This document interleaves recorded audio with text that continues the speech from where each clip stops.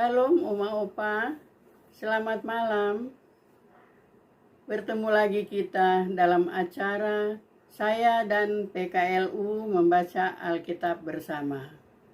Perkenalkan, saya Oma Yeti Kimbal dari Jemaat GPIB Marturia Lampung.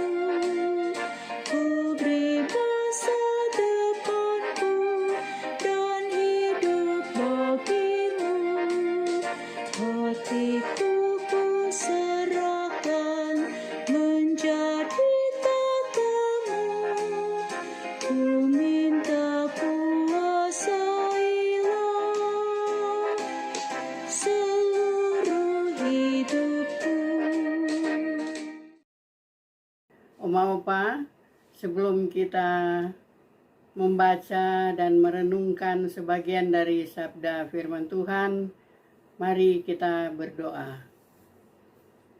Tuhan Allah yang bertakhta dalam kerajaan surga, puji dan syukur kami naikkan padamu Bapa atas penyertaan-Mu pada kami pada sepanjang hari tadi ya Tuhan, sampai pada malam ini Engkau tetap bersama dengan kami.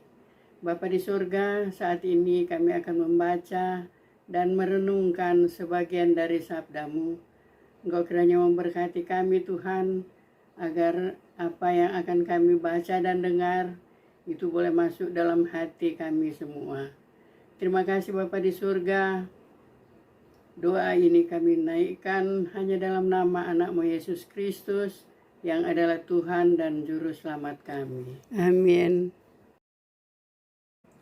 Oma Opa, tibalah saatnya kita akan membaca dan merenungkan sebagian dari sabda Tuhan.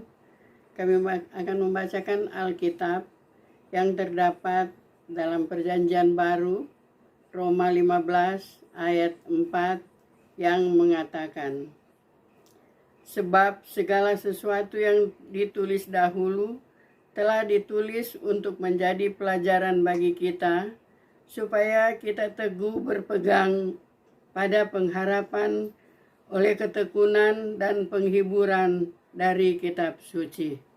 Demikianlah firman Tuhan.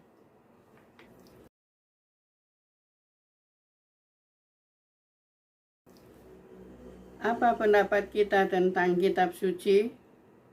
Apakah kita memandangnya hanya sebagai kisah sejarah masa lalu, tempat mencari penghiburan, seperti kita mencari kata penghiburan di media sosial?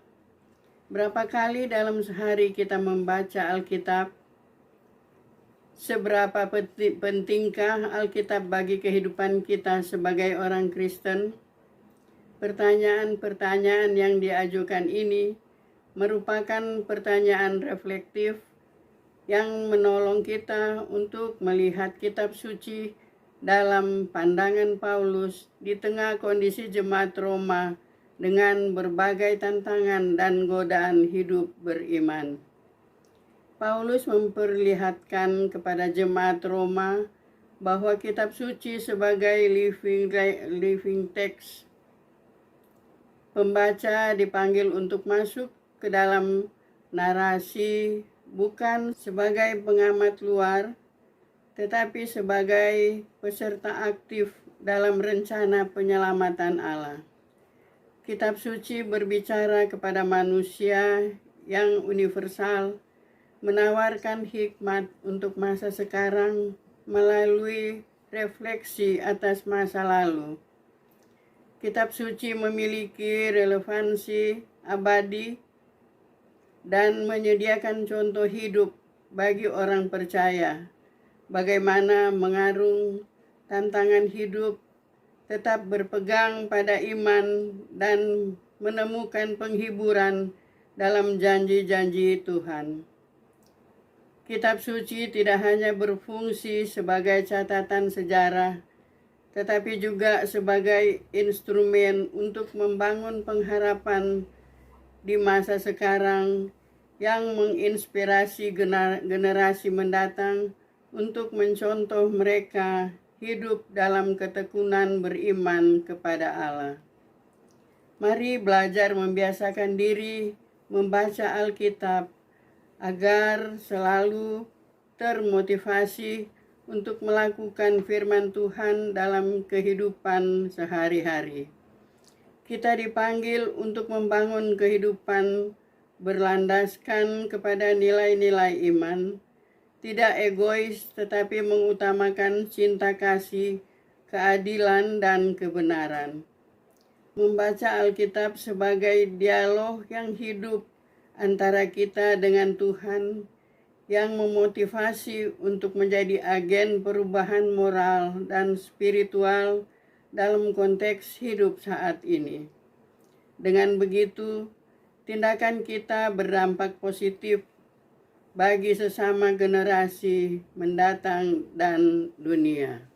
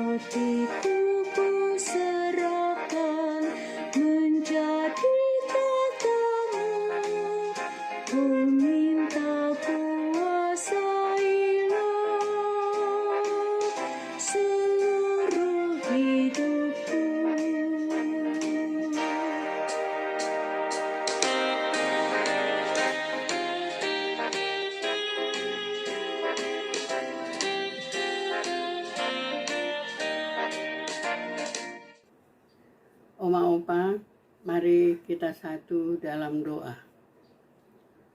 Tuhan Allah yang bertakhta dalam kerajaan surga, kembali lagi Tuhan kami datang menghadap hadirat-Mu, menaikkan syukur dan terima kasih di mana Engkau telah bersama dengan kami dalam kami beribadah, mendengar dan merenungkan sebagian dari sabda-Mu. Ya Tuhan, kiranya firman yang sudah kami dengar tadi boleh kami lakukan dalam hidup dan kehidupan kami hari lepas hari. Seberapa lama Engkau menghendaki kami hidup dalam dunia ini. Terima kasih Bapa di surga.